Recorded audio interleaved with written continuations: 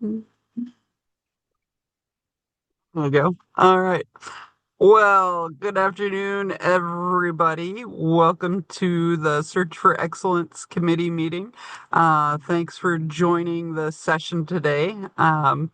Always glad to see everybody and get your input and feedback. So, to start with, if everybody could type their names into the chat just so that it's officially recorded, type your name and your state into the chat so that we know who all was here and have that roll call. Um, Also, if you would add, if you're a state chair or something like that, state president, that would be cool as well, just to see who all was part of the game today.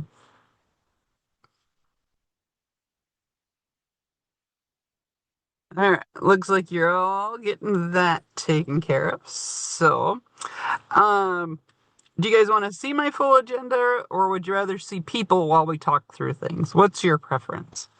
Have it typed up. People. I'd rather see people. I have one vote for people. Does anybody else got a different opinion? We're going with people. All right. So to kick things off, then, those of you that don't know me, I'm Heather Gessner. I'm the committee chair from South Dakota. And also on the call, we do have, I saw at least a couple of our regional vice chairs. So you guys want to unmute your microphones, introduce yourselves real quick? Yeah, so I'm Anthony Elmas with the University of Missouri, and I'm the North Central Vice Chair. And I'm Leslie Rose. Thank you very much. I'm Leslie Rose. I'm the Southern Vice Chair. Thanks, Leslie. Um, did we have the other two? I don't. Because now that we still have faces, I've got my agenda covering half of you guys. Um, so the other regional vice chairs that we had working with us this year were David Handley from the Northeast region and Ron Patterson from the Western region. Incoming chairs for the next year coming up, Madeline Schultz will be our North Central region chair, and Bindu Padwal Ward. Bindu, if I slaughtered all that and you're on there, I greatly apologize. He's going to be our Western Region Chair. So that's the new committees coming into the situation. So, really appreciate all of you that listed that you were a state chair. For all the assistance and help that you gave this year. Greatly appreciate that, getting through things. And when I say getting through things, I mean the 27 ag awareness and ag appreciation applications, 19 crop production applications, 39 4-H and youth development apps, 16 young and beginning farmer and small ranchers applications. We had 22 livestock production apps, 12 in farm and ranch management, 23 in consumer hort, 23 in environmental quality forestry and natural resources, and 21 in sustainable ag. So 21 excuse me, 200 overall applications that you guys judged and went through and got submitted so that we could get those to your regional vice chairs and those things as we went forward. So as we talk about those applications on the state levels, any issues or concerns that you guys had with the process, understanding of what was required, anybody that had questions about how to put the applications in, anything like that to bring up?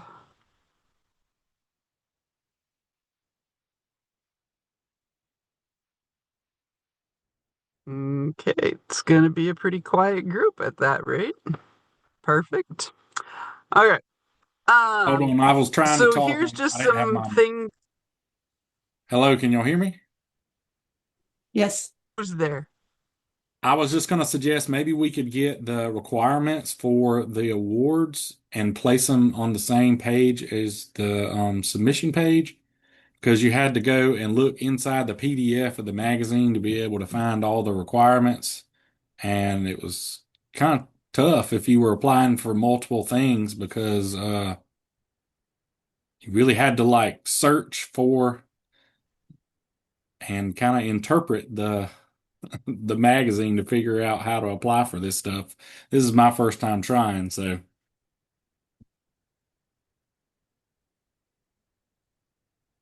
that's all. Can you tell me more what you mean about requirements, Ross?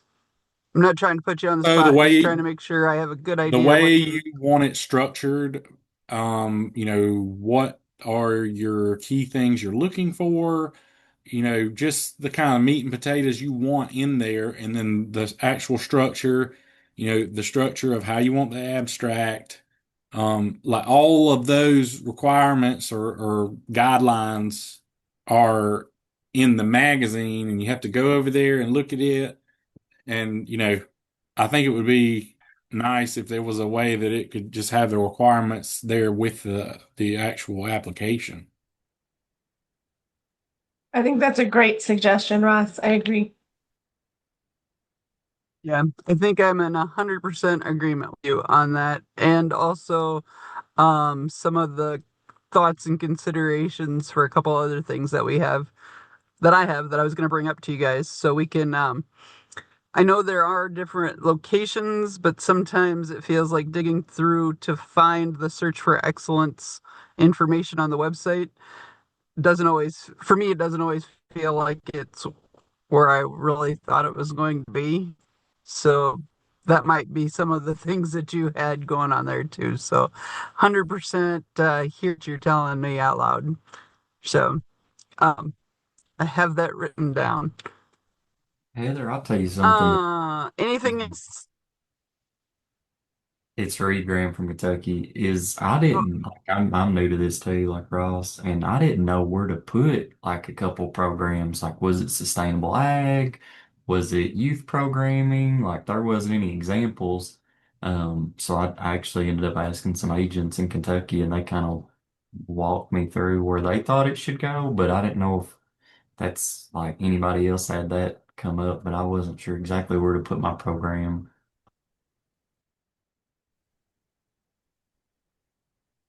You okay. mentioned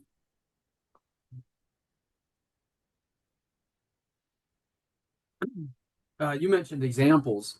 You know, the previous winners from every year are on there, and maybe we ought to have more of a direct link or somehow direct people there to see what past entries look like. And then, if you're looking to try to fit yours into something, you might get a better idea. I do think one of the things, the beauties of this is that you're allowed to kind of build your program or you build your abstract and submission, and it can go in a couple different places. It necessarily doesn't have to strictly go in this one.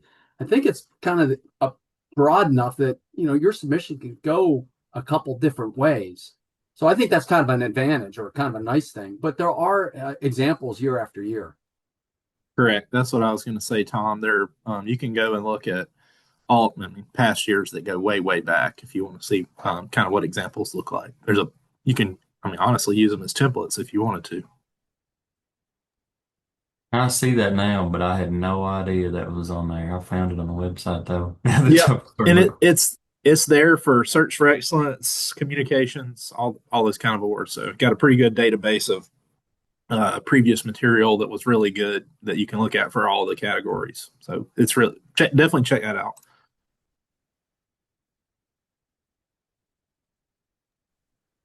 Heather, that may be something if your committee wants to do anything, is to just place an emphasis with state chairs to, newer agents looking for templates. Be sure to check out the previous award winner section and maybe link to that on the website. That's possible.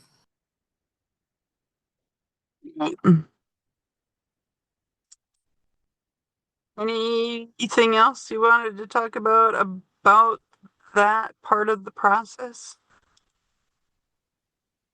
Let me just chime in real quick just so everybody knows. In one of the previous committee meetings, obviously the communications award program has 13 different categories, and there were similar comments made during that committee meeting requesting having more detail within the application process. So when you're submitting, that some of those criteria can be listed there, which I think may have been, Ross, kind of what you were saying, if we can get some help with that. So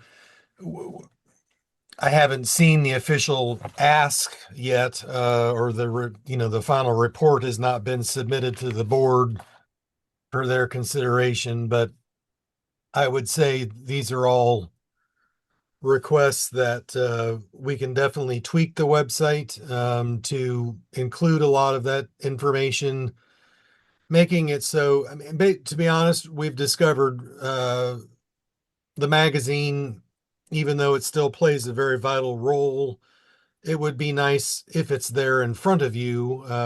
We also don't have samples of the abstract where they're easy to find on the website as far as just the general formatting goes. So those are definitely modifications. I just can't imagine the board is going to have an issue modifying. So I would anticipate that many of these things can and will be fixed for next year to hopefully simplify the process for everyone.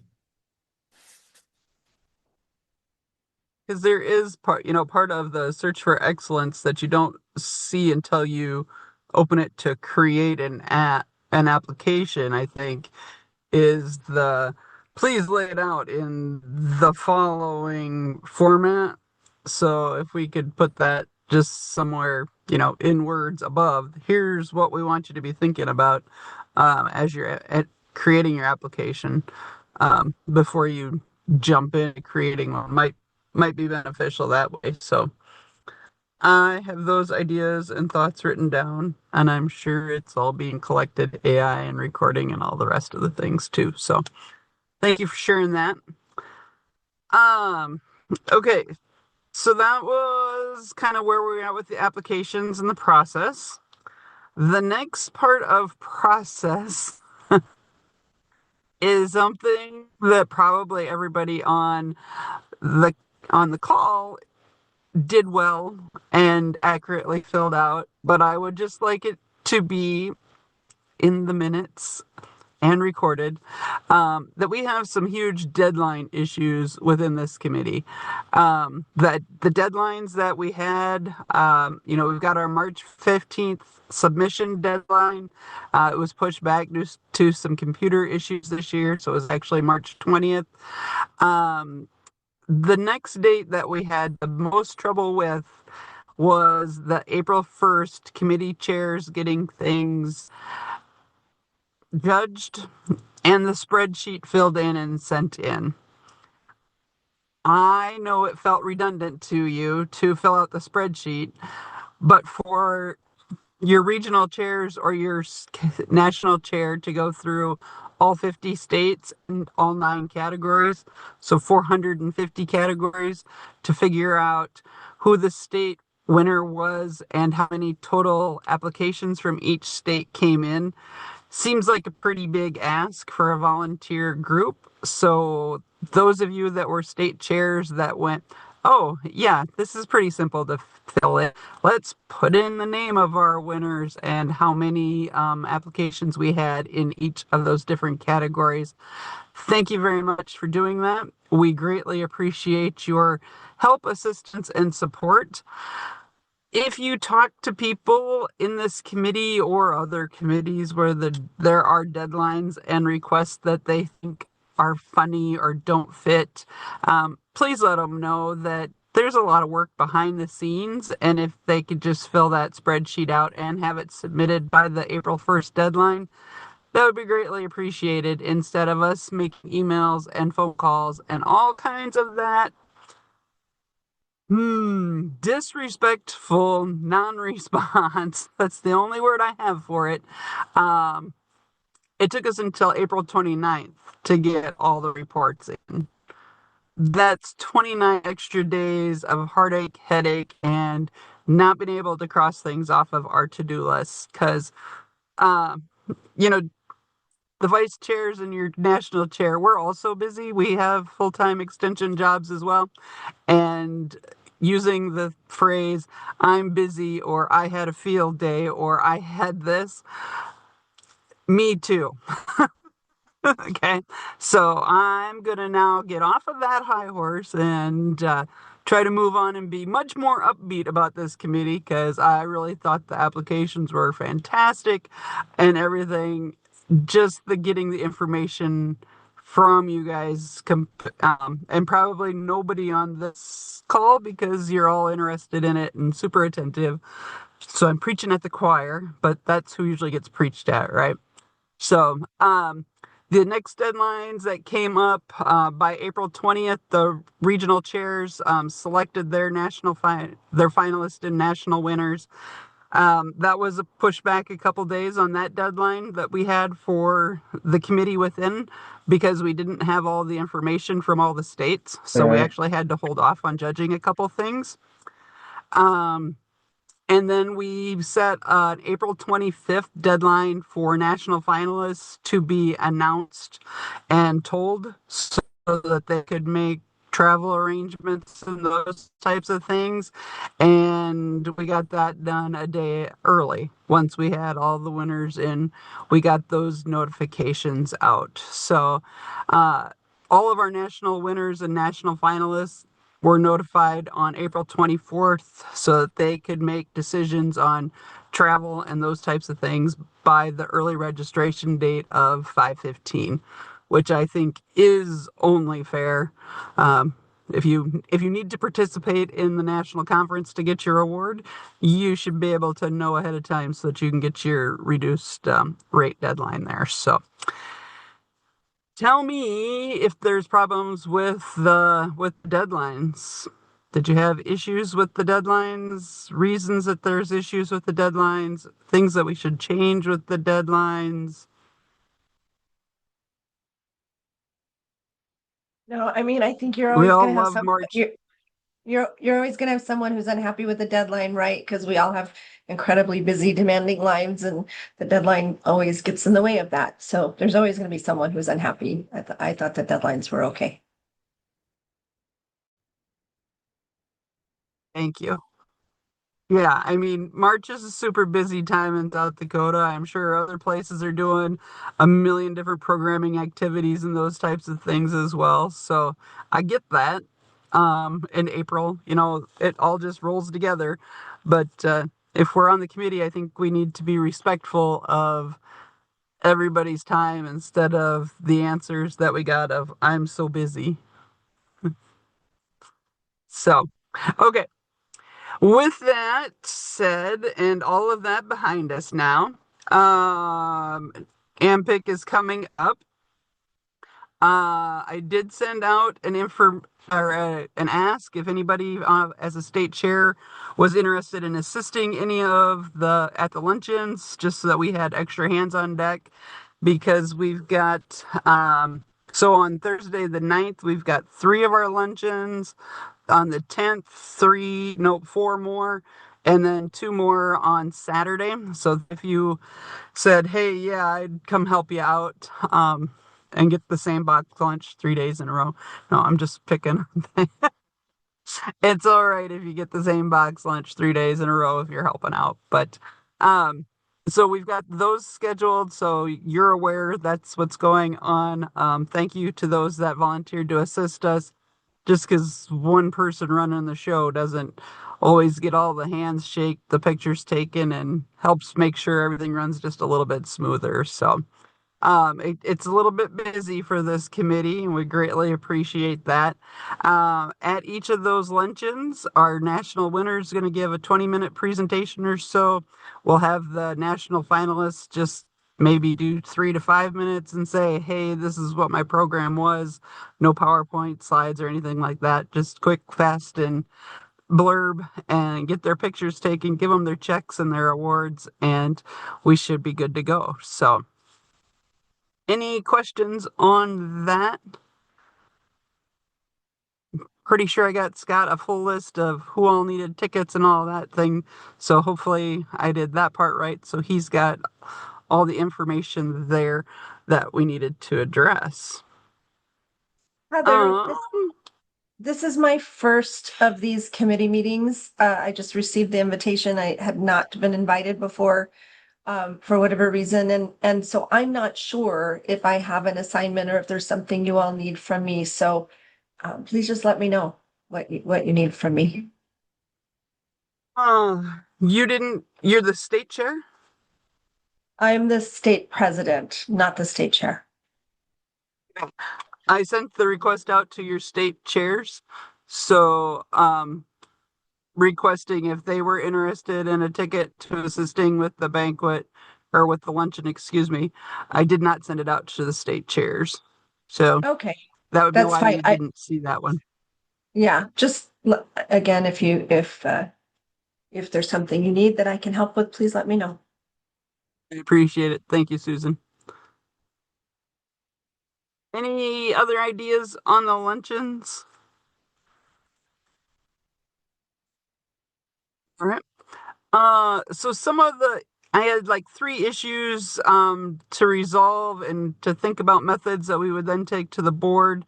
One of them was the deadlines missed, and I think some of the reasons that deadlines were being missed is not all the state chairs are identifying who their committee chair is within their states. I'm sure that it's not just this committee specific or anything special about it. That's probably a system-wide thing. Um, so working with those states that maybe didn't have a committee chair listed to make that change might be something that we need to do on as the vice chairs and the chair, maybe do a little more work there on the front side. Maybe send out some more emails ahead of time saying, hey, this is coming and this is what the expectation is. We're all used to being leaders in our counties, so maybe some of us just don't take the answer of because I said so as the reason to fill out the spreadsheet and those types of things. I don't know that full answer that way, but if you've got other ideas on how to deal with missed deadlines, I'd sure love to hear them. Um, Another thing, and the comes down to the state chair or that spreadsheet as well.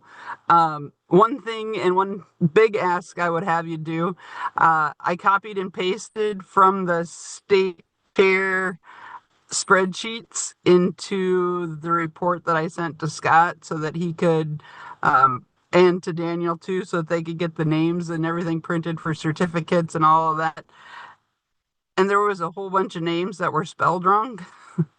So if you could ensure that your state winners from your state, their names spelled correctly, that would be huge because I didn't even think about going into the spreadsheet and double checking that everybody's names was spelled correctly. So if you could do that, that would be a huge win that way.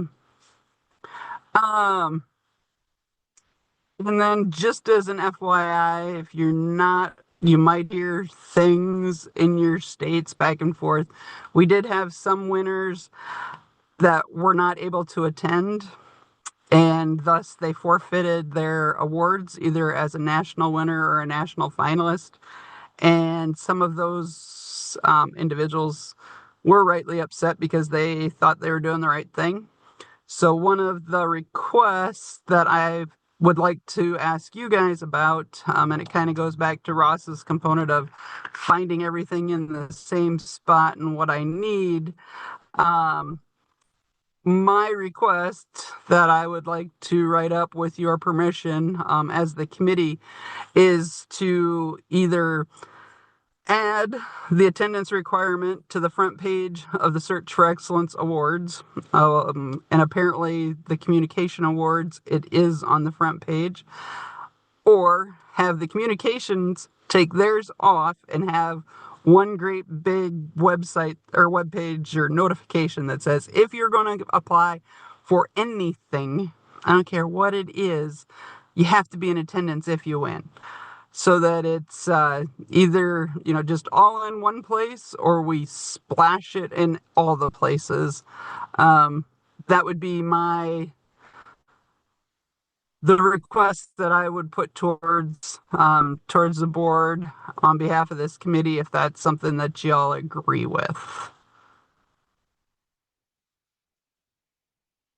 Because if you didn't know, you do have to be at the annual conference to receive your national finalist award or your national winner award. So one of those top 4 in each category. And we have a couple that weren't able to do that, and a couple didn't think that pertained to Search for Excellence because it wasn't on our homepage like it was on the communication award page. So I have mixed feelings about that rule, Heather, and I'll just be brave enough to throw it out here as a newbie. Maybe you guys will give me some grace, but I understand the desire to have folks attend the conference. However, I feel like if someone has a real reason for not being able to attend, like a death in the family or some situation, those types of things, those are given grace. Yeah, I just feel like that it shifts the award from being about the value of the award to being about, whether or not you can afford to take the time to all of those things, attend conference. And so especially for an award for excellence, I don't know. I have mixed feelings about it. I think the award should be about the excellence, not your capacity to attend a conference.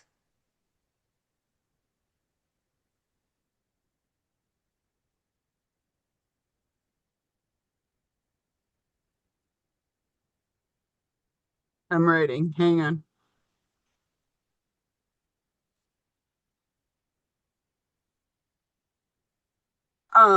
Okay. So there is exemptions in the rules that if you have new child, death in the family, really big life things, there are exemptions. If you're super ill and going through chemo treatments, or you're pregnant and your doctor says you can't fly, or you have other medical issues and your doctor says you can't fly and flying is required, those types of things are given a pass, and excuse from attending. Other reasons such as I have a different program planned, I have my county fair, those types of activities, or it's my family vacation, those types of situations are not generally given a excused pass to still receive their award and be named the winner. Couple reasons why, and the background and the history, because when you have this much gray hair and you've been in the association a long time, you've been here a long time. There were times back in the day that, I don't know, Scott, was there ever 50% attendance of the national winners? But there was a time back in the day that participants that won was very low. They would get their $500 check or whatever. The sponsors didn't ever see anybody that was winning, and the sponsors were going to say, hey, we're pulling our funds because your people don't care enough to come get their awards. If we don't have sponsors for these awards, we don't have awards. The association is sponsoring 3 or 4 of our categories, I believe, which is already a huge effort and lift by the association. So that's some of the reasoning or for the standard that says you must be in attendance at least on the day of your luncheon or banquet or whatever, breakfast as an AA member, to receive your award. Because otherwise there was a couple of years that like AA banquet breakfast and even DSA winners was very poorly attended. So there are some of the reasons behind. Yeah, no, I do So see that side of it. I do understand that. I just don't want us to lose sight of the point of the award. That's all.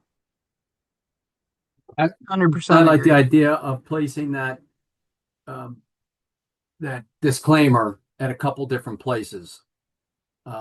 You had mentioned pulling it from the communication site. I think you keep that there since it's been there, and don't move it around, and just place one with a search for excellence. And that way, yeah. I the other thing, it maybe is part of that disclaimer is, and I can't remember exactly what it says, but if you cannot attend, that they still get an award. It would be the next level down. They wouldn't be the national. So that way they know there may be people that know they're not going to the meeting, still want to apply to build up their dossier. You know, whether it's family issues, they can't get out to these national meetings or whatever it is, but they need this peer review process to go to the next level.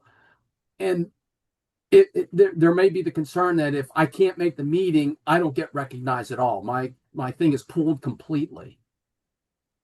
Yeah, in communications, you're still a regional finalist. In Search for Excellence, you would still be a state winner. Obviously, that would go.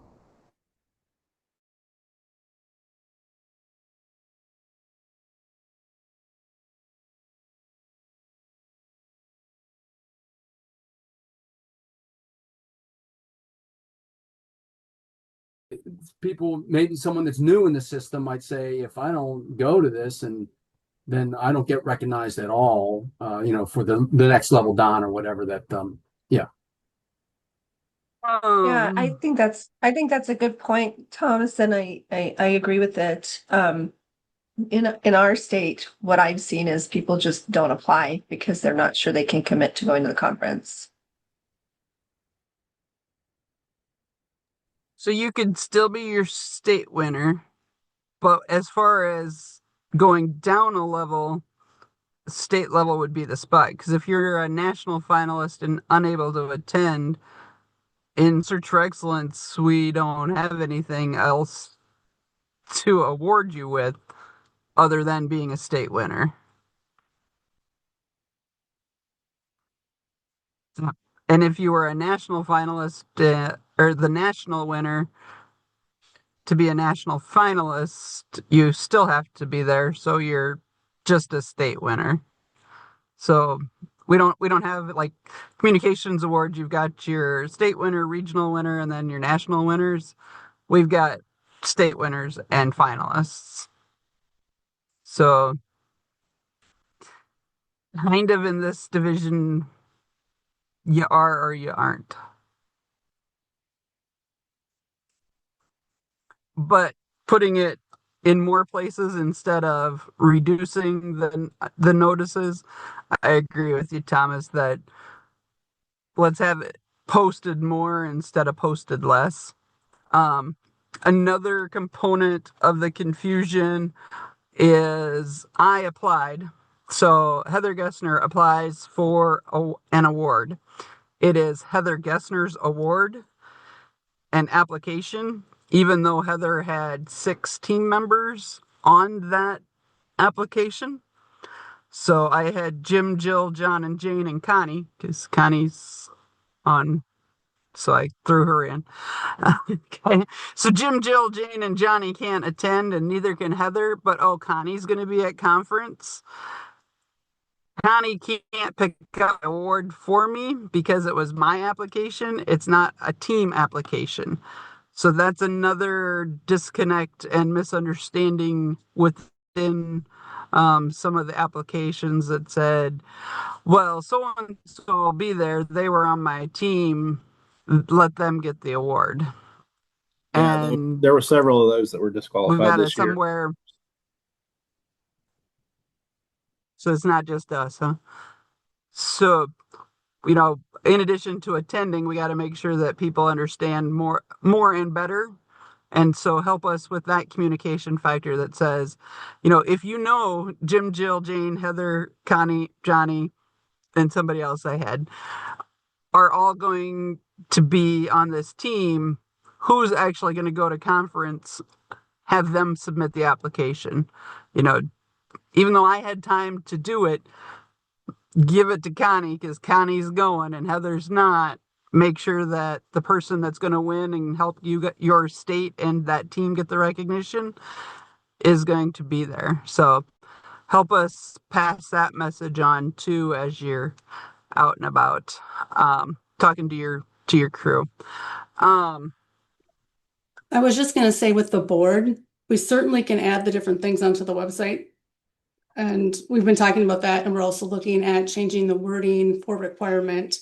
So this is good discussion. We're going to bring it up at the voting delegate session, and then from there, the board will have action on it, but going to go more on the line that since that an individual is applying is recognizing a team project.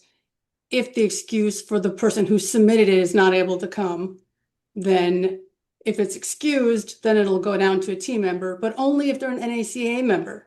We can't be having a bunch of people that are not NACA members come to get the award on your behalf. And then if it's unexcused, then that award would be forfeited. Because when you applied, there is a little thing saying, that you would attend the meeting if, you were selected. Or maybe even if we made it super obvious and as part of the application, there's a checkbox before you can submit your application. I mean, like when you check into hotels, you got an initial that says, I know I can't bring in pets and I know I can't smoke. You initial it and said, I know that if I win a national, the winner or the regional or the runner up, I must attend. You have to click it. And another button that says, I recognize this is an individual award and not a team award, and thus the person entering must be there to get it. Maybe that's something that we can add to that application that says, I'm not going to smoke, I'm not going to bring in my pet, and now you can stay in our hotel and be very similar in that typing kind. Just so we can say, you saw it, you read it. If you didn't and you just clicked the boxes, that's on you. That's not on us. I don't know. Maybe that would help clean up some of that, and it would be in an additional spot. I think that's a great idea. I don't The know if first y'all time saw this in the all week, chat. somebody told me that I had a good idea. So Ross, you're my favorite person this week. I don't know if y'all saw this in the chat, but Rhiannon had a good idea that was about judging of the applications. There's also needs to be a little more, I guess, really easier to follow along on judging the applications. Some of them have one and some of them didn't. Like they have some questions, but like there's not an official rubric for each award. We have one rubric for all 9 of the Search for Excellence things. Is that what you're referring to? Yeah, I think so. And that is on the webpage because I found it lots of times. I would like to someday, maybe not in my first year, tweak the rubric because Maybe it just I needs think Search for updating and making it a Excellence. little more clear. Well, we can work on that. I would 100% agree. Yeah, Um, comment asked for more details that would give a better chance of a better idea of what to take points off for to make it more standardized across judges. yeah. I had my agenda over top of the comments, so I missed all the things that were being typed in. Um,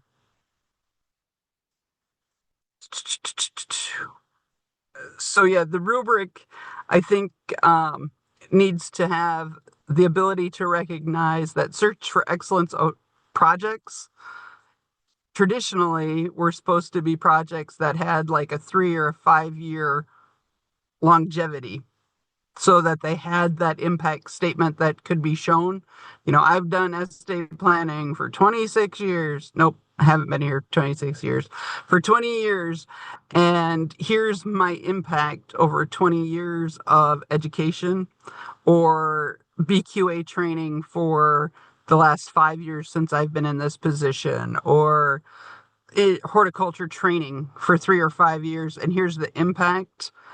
A lot of the applications that I saw coming in as state winners were 1 year programs that kind of had impact of, I had 27 people be there. In my extension training, 27 people being there is kind of that so what impact statement. What did 27 people do with it? Now you're telling me what the program is. So kind of back to that description component saying, search for excellence is excellence in long-term programming, not just here's my splash and dash effort. I mean, PAT trainings, everybody does private applicator training across the nation, I think, right? Everybody's got somebody that does it. But if you've been doing some really cool things in your state and you took the time to get impacts and surveys and call people on how they're actually utilizing the PAT training, that is the impact and the excellence that could be shown versus a 1 year program. So I think we need to get more back into that as well. 1 year programs can be super if they're done right and followed through on, but we still need to have that impact component, and that's where a bunch of the points should be given. Up to like 20 points, I think it was. But if you only have 1 year of data, you really don't have enough impact to show more than 2 or 3 points, even if 100% of your 27 people showed up, said they learned something. Did they use it? Did they change? Was there economic impact? That's hard to get from a 1 year program. So I think if you guys are square with that, I'm going to request that we add that component to the top of the webpage somewhere as well, so that we can pass that messaging along too.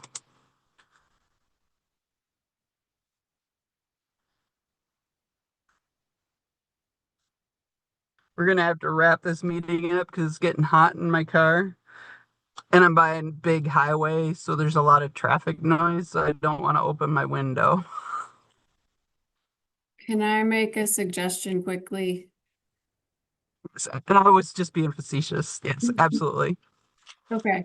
And I'm sorry you're hot. I'm going to open the window. If you guys get a little bit of lawnmower noise, I apologize.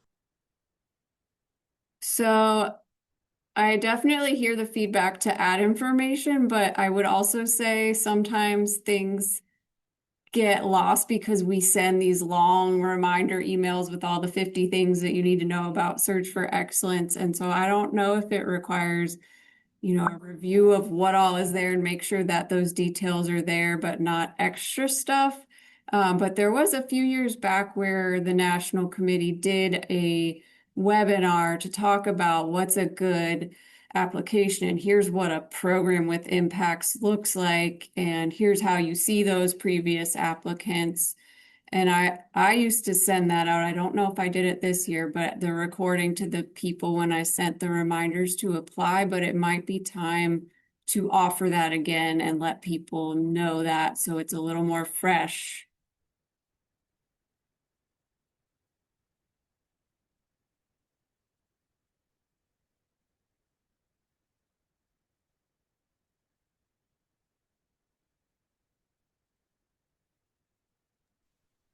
Written down. Completely agree. So somebody in the comments section says, I'm not sure about the spreadsheet that you're talking about.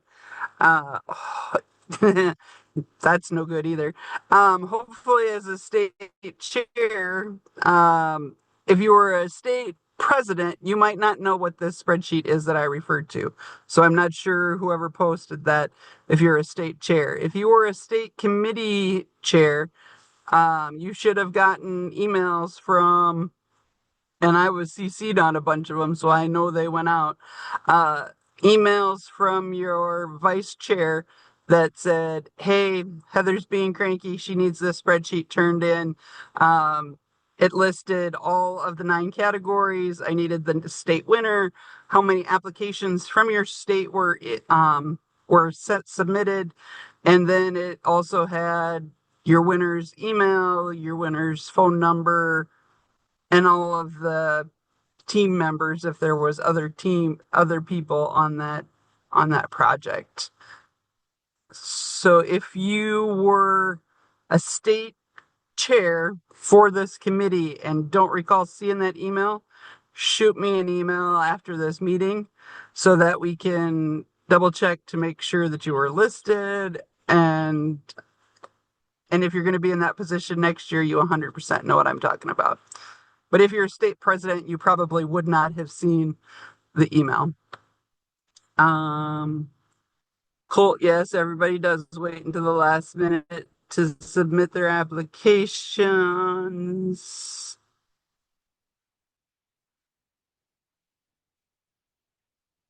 Sponsors.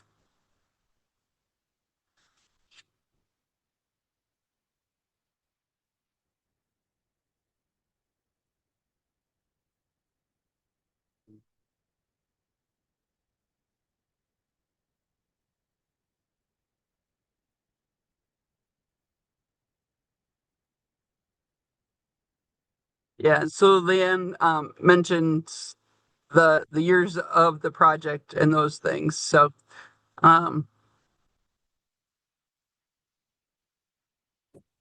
yeah, Yeah, I'll kind because of if you've got a expand on that. multi-year project, If you okay. want me to kind of expand on it, the one in particular was for the young and beginning farmer.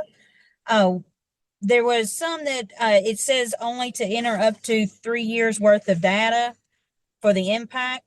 I think the state winner or even one of the national finalists qualified for and inputted 5 years. So if it could just be consistent, if we're going to allow it to 5, then let's do 5. If we're going to do 3, we need to have a cutoff at 3.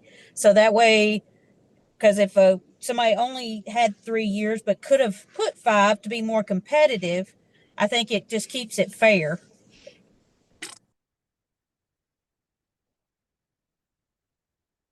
Okay.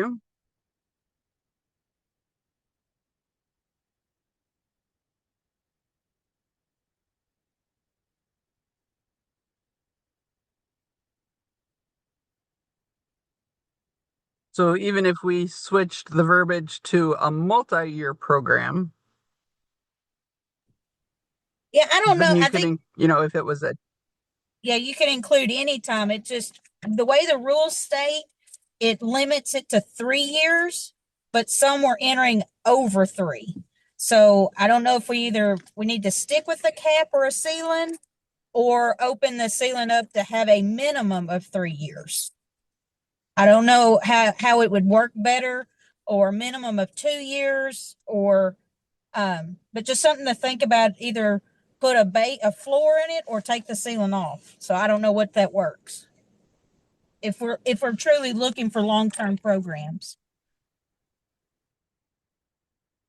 thank you.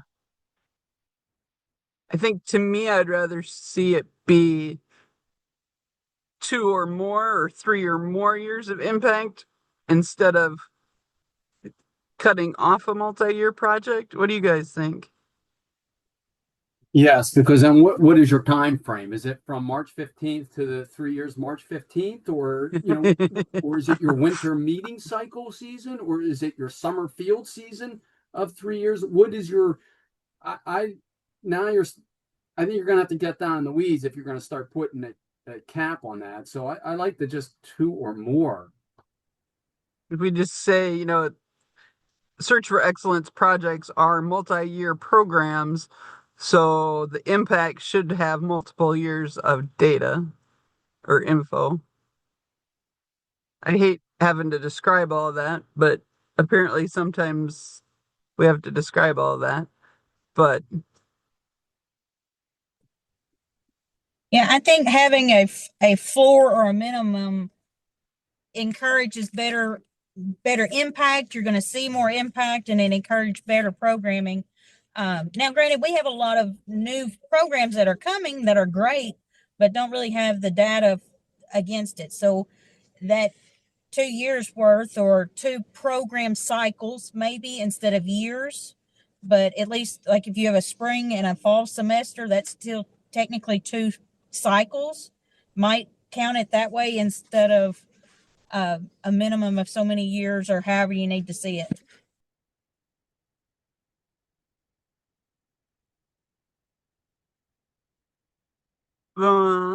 okay. Just something to think about.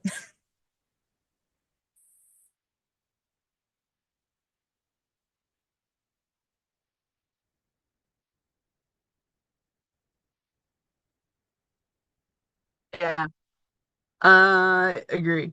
Okay. Um, so there's some changes and some ideas that I will try to write up and get to the board before they go into their meeting. Connie told you that there's already an idea to do some changes in verbiage updates. So it's on the radar of the upper ups. Um, just make sure, I guess, the big take home from here to your people is one, follow the rules, read the rules. Um, if you don't understand the rules, ask ahead of time instead of getting upset later. Um, super encourage them. I mean, we've got a million people in South Dakota that are doing great things. Well, technically, we don't have a million. We have 23. Um, doing super things. And I think we had one Search for Excellence award out of all of us. So really encourage your people to apply for these. I told you there was 200 applications total in 9 categories. Um, that kind of hurts my heart a little bit because I'm sure there's more than 200 great programs being done across this whole nation. So, encourage your people to apply. It's not a super hard. I mean, if they've written an impact statement on their program for your state requirements and your state's own, rules and records and all the things, probably they have all the information. They just need to jump it into our format and our logistics, and away they go. So, um, yeah. Uh, those would be my big take homes. Talk to your people and really encourage, if you're the state chair and you know who your state presidents are, make sure that they keep clicking the buttons appropriately to update who the next state chair is if you're rotating off. If you know somebody that's not on this, but you talk to them and they're like, I'm on that committee and I hate it and I don't want to do it, encourage them to talk to their state president and get taken off. That's the only way that can get changed. Um, Trying to think if there's anything else, but otherwise, yeah, if we can just up our applications, we've got some good ones coming through this year that we can be proud of to say, yes, those are some of our national winners. Um, and we can kind of go from there. Um, Daniel, anything from your side of stepping up the ladder that I missed or that you want to add to the cause? You turned I your don't think. camera off, so Yeah, I don't think so, Heather. I'm still here though. Appreciate your work. Your committee's done a great okay. job. Looking forward to seeing you guys in Denver. Connie, anything else that I missed, or you think we got him? I think you got it.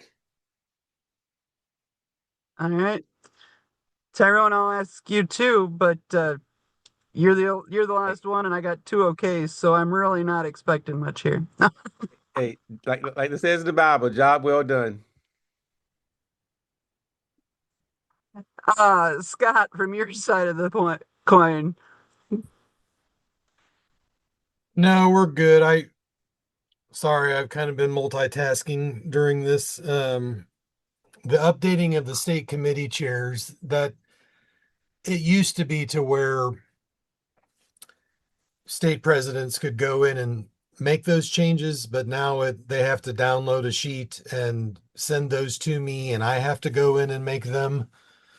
But you're right, it doesn't get changed unless I know. So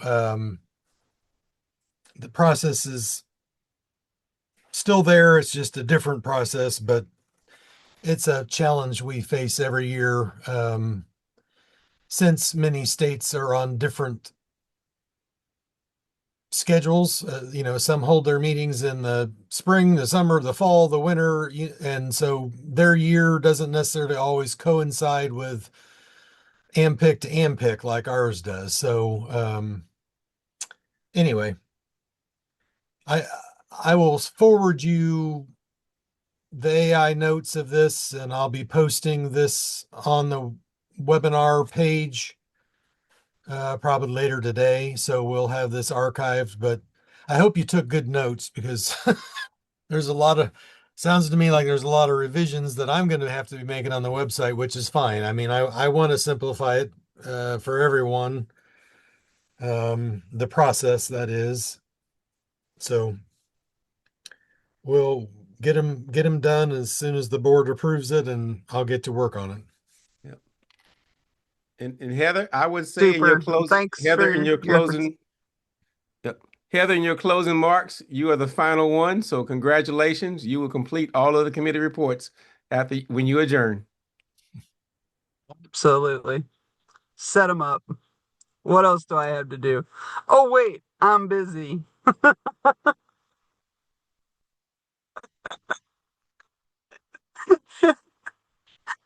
Save the best for last. That's where we're at with this one. So, all right.